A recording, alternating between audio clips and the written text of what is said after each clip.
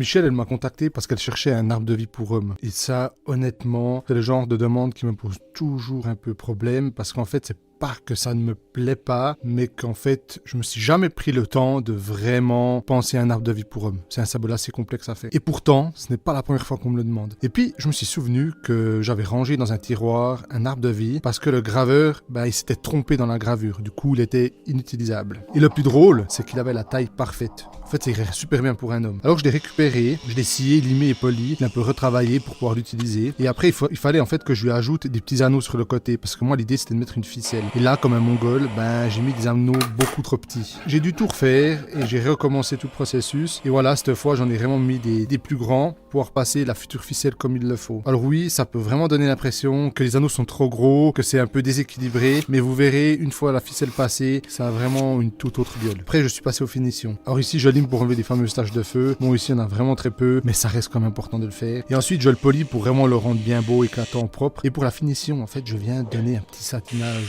au feuillage pour créer un petit contraste. Je trouve ça a vraiment de la gueule. Ça rend l'arbre un peu plus vivant. Et pour la ficelle, je me suis tourné vers un fabricant de textiles installé au cœur de l'Auvergne depuis plus de 150 ans. Conserver un parc métier traditionnel et historique qui nous a valu l'obtention du label Entreprise du patrimoine vivant depuis 2009. Voilà le résultat pour Michel. Elle va pouvoir offrir ce bracelet. Ce que j'aime encore plus, c'est que ça demande à officiellement donner naissance au nouveau bracelet arbre de vie pour homme à l'atelier.